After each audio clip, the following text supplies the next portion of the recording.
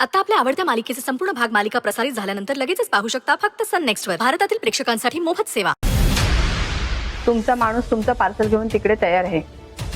फक्त सांभाळून जा, पोलीस आहेत तिकडे. हो. हे घ्या. आता ना मला खूप गिल्ट यायला लागलंय. 5 मिनिटांमध्ये पूर्ण सिच्युएशन चेंज झाली आहे. धनंजय प्लीज, तुम्ही या सगळ्याचा विचार नका करू. शांत व्हा. आणि मी सापडेल ती बाई. सापडेल, पण कोणत्या अवस्थेत ते नाही सांगता येते. तिच्या अंगावरती अब्युजिव्ह मार्क्स होते. यार, माझ्याच निष्काळजीपणामुळे झालं हे सगळं. आणि आता मला कळत नाही की मी नाही धनंजय, तुम्ही काळजी करू नका. सीसीटीव्ही फुटेज आहे ना, त्यात सगळं काही कळेल. हां, त्यामुळे प्लीज काम डाऊन. ताई अशी कशी सोडून गेली आम्हाला. आता आम्ही कोणा ताई बोलू.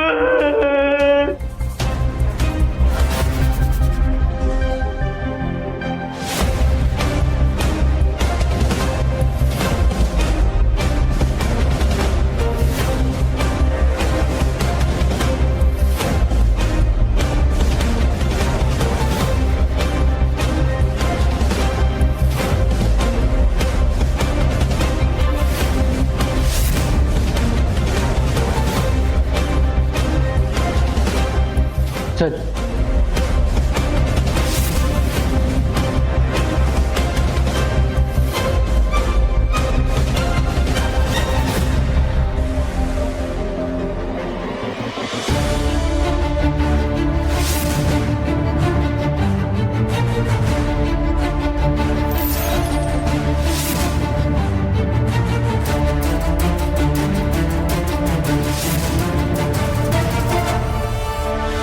आपलं माणूस जातं तेव्हा जे दुःख होतं ना, ते कशानंच भरून नाही येऊ शकत.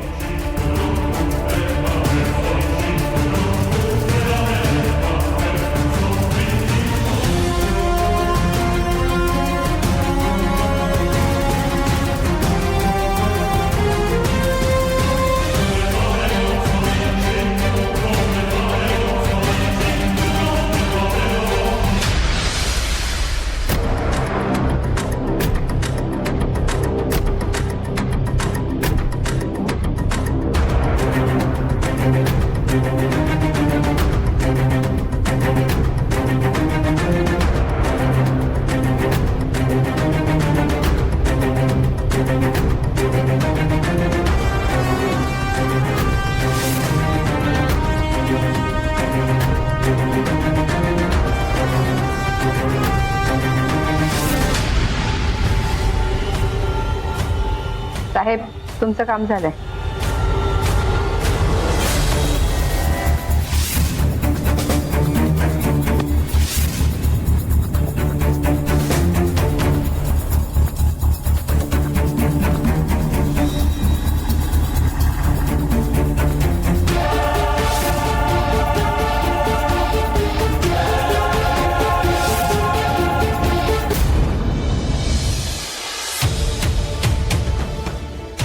सीसीटीव्ही फुटेज मिळाले, सरांनी ऑफिसमध्ये बोलवले. चल. चला.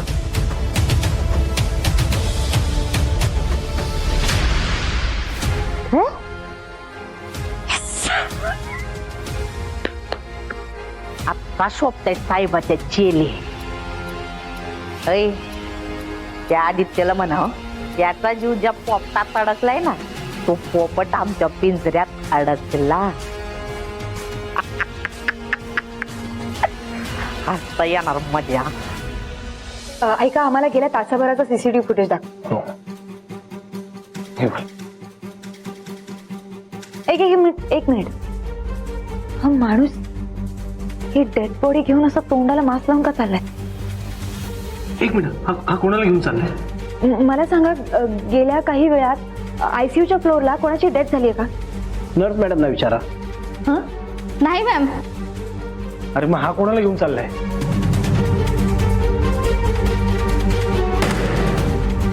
नेमका हा चेहरा पिक्सेलेट होतोय. ओके, हा ज्या दिशेला गेलाय ना, तिथला सीसीटीव्ही दाखवा. त्या फ्लोअरचा सीसीटीव्ही बंद आहे साहेब. काय बंद आहे? अरे मग हॉस्पिटल का चालू ठेवलं तुम्ही? अरे तुम्हाला एक साधा कॅमेराचा मेंटेनन्स करता येत नाहीये? आता हा किडनॅपर त्या बाईला घेऊन फरार झालाय, ह्याचा चेहरा दिसत नाही, कुठे शोधणार आहे आम्ही? धनंजय प्लीज प्लीज काम डाऊन. अरे आपण त्या माणसालाही शोधूया आणि त्या बाईलाही शोधूया. प्लीज काम डाऊन. हो साहेब. हा आदित्य माझ्या समोरच आहे. हे शाण्या घे बोल. हॅलो. काय रे, तुझी कोंबडी पळाली म्हणून तंगडी धरून माझं काम न करताच पळून निघाला होतास का रे शाणे? माझी अनु कुठे आहे? शोधून काढलंच मी तिला. माझ्या पंजातून कोणच निसटून जाऊ शकत नाही. तू तर नाहीच नाही, तुझी अनु पण नाही. तुझी ती सुंदरी आणि तुझा सावत्या ते पण होती तिथे हॉस्पिटलमध्ये. त्यांच्या डीसीपी आणि कलेक्टरच्या नाका खालून मी तुझ्या अनुला हॉस्पिटल मधून पळवलं. बघ, माझ्या अनुला काही झालं ना तर मी सोडणार नाही तुला. माझी अनु कशी आहे, कुठे आहे, तिला काही केलं नाहीस ना तू? सांगणार, सगळं सांगणार. पण त्याच्या आधी तू माझं काम करायचं. जा, त्या सावीला जाऊन सांगायचं की तू तिचा खरा बाप आहेस. नाही सांगितलंस ना तर तिची अनुआई तिला कधीच नाही दिसणार. बाय.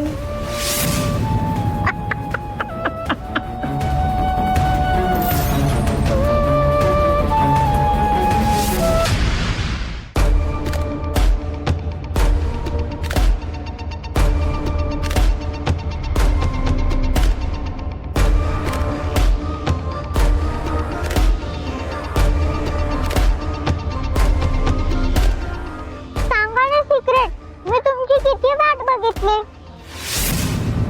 सर बोला ना. चावी, तेच सांगायला आलोय मी. मी तुला तुझ्या खऱ्या बाबांबद्दल सांगणार.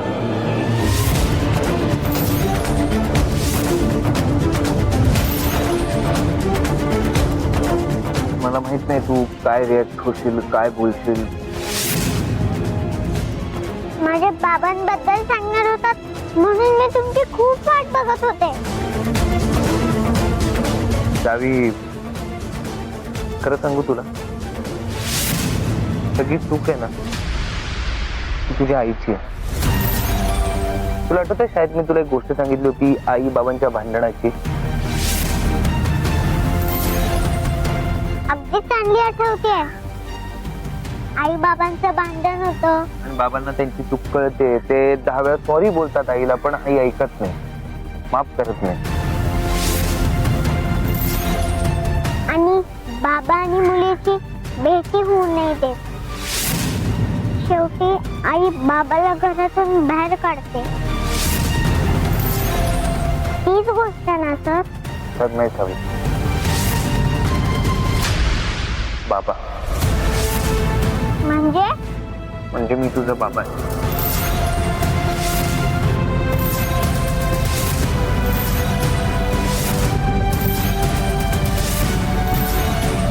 ही आपली गोष्ट आहे, तुझी, माझी,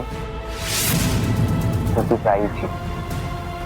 मी तुझे एडिटर नाहीये, मी तुझा बाबा आहे आणि तू माझी मुलगी आहे.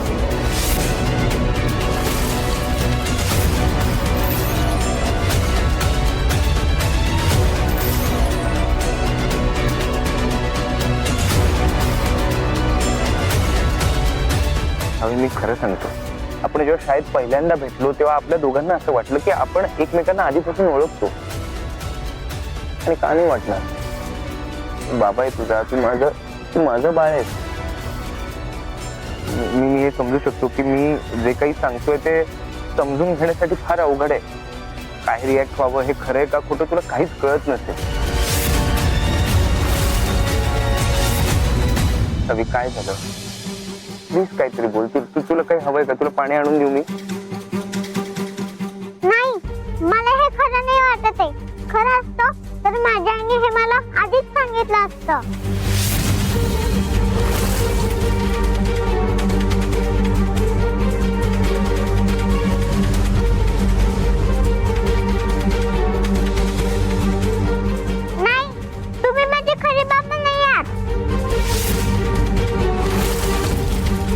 बघ, मला कळते तुला काय वाटत आहे, पण मी खरं बोलतो.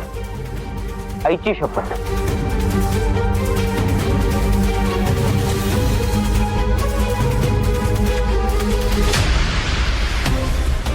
आईची शपथ.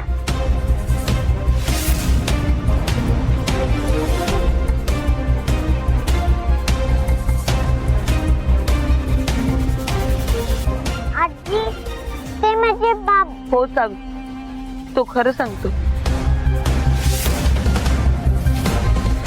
आजी, आपल्या आईची शपथ कोणी खोटी घेईल का? सांग बरं.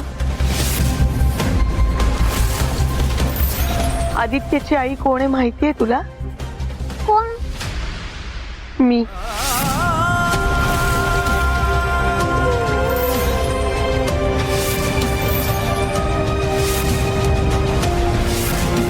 काय?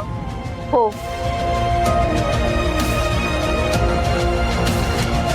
ते माझं लेकरू आहे, माझा मुलगा आदित्य. माहितीये तो चुकला, सुंदरीची माफी पण मागितली, पण तुझ्या आईने त्याला माफ नाही केलं. आणि तुला हे खरं सांगण्यासाठी तुझा बाबा रूप बदलून इथे आलाय. आणि खरंच सांगतो सावी, मी आधी तुझ्यासमोर येणार नव्हतो, कारण मला तुला त्रास द्यायचा नव्हता. पण जेव्हा मला कळलं की मी जिवंत असताना तुझी आई एका परक्या माणसाला तुझा खोटा बाप म्हणून आणणार आहे, तेव्हा मला वाटलं नाही, मला सावीशी बोलायला हवं. तुला कळते ना मी खोटे बाबा म्हणजे कोणाबद्दल बोलतोय? तुझे धनंजय काका. आणि बघ सावी, मी आता तुला सगळं सांगितलंय, ते सगळं सॉल्व्ह करीन, काही प्रॉब्लेम होणार नाही. फक्त तू तुम्हाला प्रॉमिस कर, तू कोणाला काही सांगणार नाही.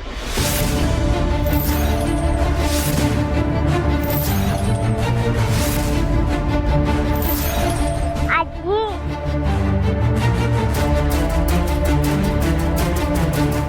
नको इतका विचार करू. तू एकसारखी विचारत होतीस ना तुझा बाबा कोण आहे? तू तुझा बाबा हाच आहे. सावी, बाबाच्या हातात हात दे. आईने तुला सांगितलंय ना मोठ्यांचं ऐकायचं म्हणून, माझं ऐकशील ना?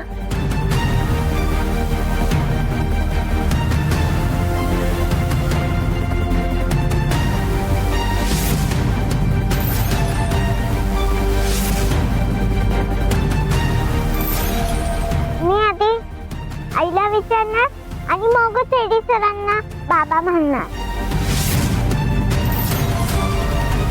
चालेल, ये जा विचारू. थांब. तुझ्या आईला जर कळलं आदित्य इच्छा आलेला आहे, तर ती तुला त्याच्यापासून कायमच दूर करेल. लक्षात ठेव. मग तू बुक मध्ये रंगवलेलं आई बाबा आणि तुझं हॅपी फॅमिली चित्र विस्कटून जाईल कायमच. तुझा बाबा तुला परत कधीच भेटणार नाही, तुला कितीही वाटलं तरीही. तुला चालणार असेल तर सांगायला माझी काहीच हरकत नाही.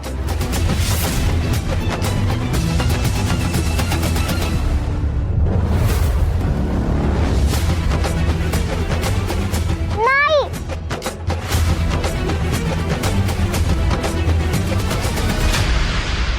नाही, मी नाही सांगणार आईला.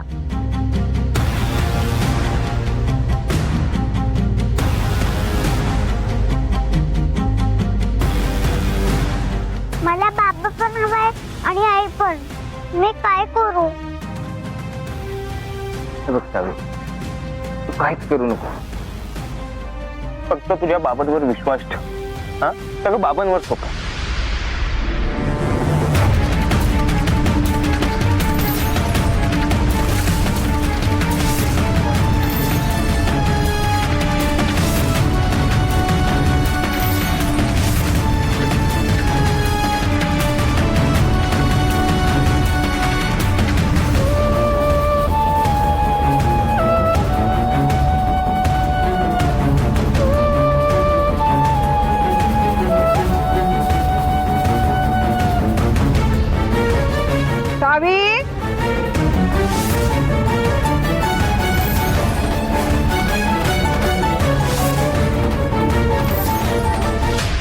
सावी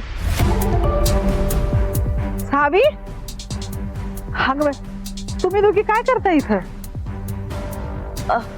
मगाशी फोन फुटला म्हणून सुंदरी ओरडली ना सावीला, त्यामुळे पोर हिरमुसली होती जरा, तिला समजावत होते. असं होय.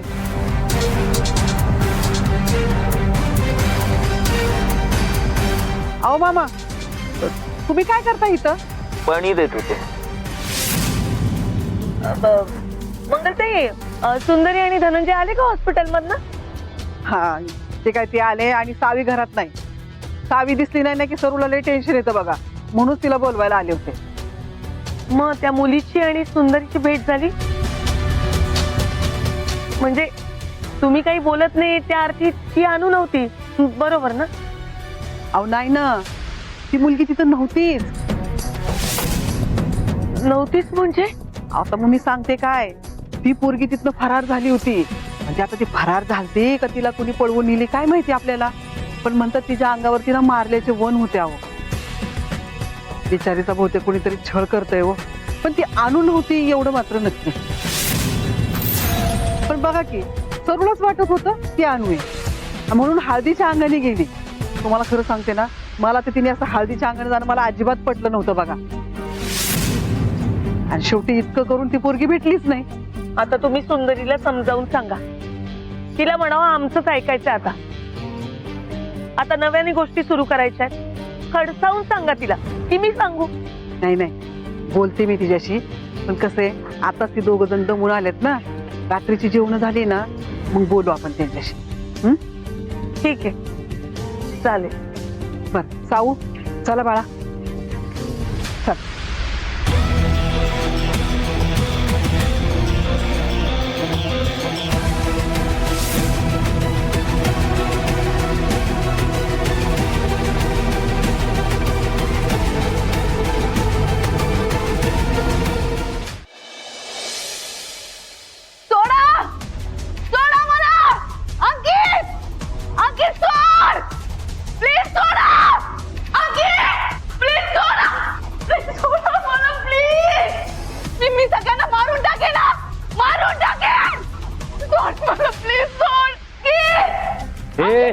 जास्त शहाणपणा करायचं काम नाही.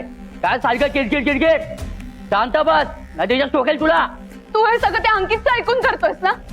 अरे मला इथे परत का आणलंस? आणि असं बांधून ठेवायचं तर मारून टाकलं. काय हवंय तुला? हे बघ, त्या अंकितला माझ्या समोर घेऊ नये. मला त्याला जाब विचारायचंय की तो म्हणत असतो ना माझं तुझ्यावर खूप प्रेम आहे, खूप प्रेम आहे. मग हे सगळं का करतोय तो? त्याच प्रेमाला वेतील धरलंय साहेबने. जर अंकितने साहेबचं काम नाही केलं तर तू आणि अंकित दोघं खतम. हल्लास.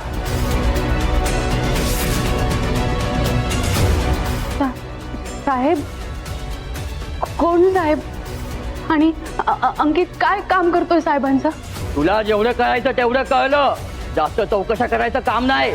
जास्त आता बोललीस ना इथं टोकेल तुला.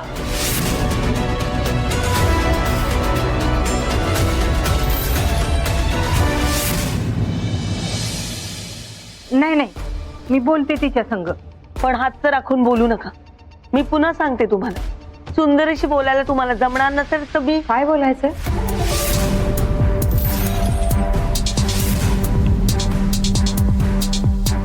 आणि एवढं कसं काय दचकताय? बोला ना, एवढा शांत का झालात तुम्ही? काय गाजे, काय बोलायचंय? आता शांत बसणार नाही तर काय करणार? आम्ही काय बोलायला गेलो, सांगायला गेलं तर तू अजिबात ऐकत नाही. खरे खरंच आम्हाला तुझी भीती वाटायला लागल्या म्हणून आम्ही शांत राहिलोय. आजी अगं असं वाकड्यात का बोलतेस? जे काही बोलायचं ते स्पष्ट बोल.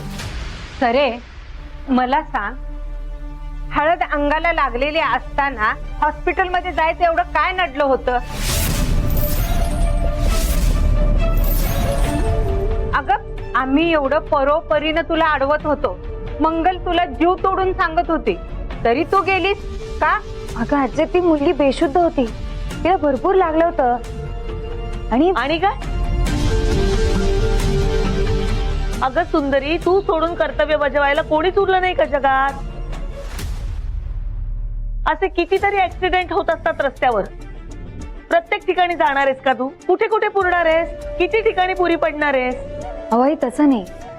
ती मुलगी जखमी अवस्थेत रस्त्यावरती पडली होती आणि धनंजयने जेव्हा त्यांना ऍडमिट केलं ना तेव्हा तिच्या अंगावरती मारहाणीच्या खुणा सुद्धा होत्या. आता तुम्ही मला सांगा, तिच्या पाठीशी उभं राहणं माझं कर्तव्य नाही का? आणि मुळात हीच माझी ड्युटी आहे ना. मान्य, आम्हाला मान्य आहे, तू तुझं कर्तव्य बजावण्यासाठी गेलीस. पण मला खरं सांगतो रू, हे एकच कारण नाही की नाही.